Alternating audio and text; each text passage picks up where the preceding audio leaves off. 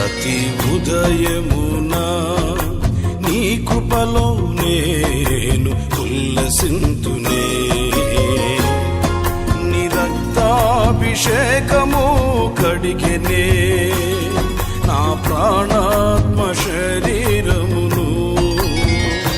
ప్రతి ఉదయమున నీ కృపలో నేను ఉల్లసింతునే. నీ రక్తాభిషేకము కడిగెనే నా ప్రాణాత్మ శరీరమును. నా విమోచన గానము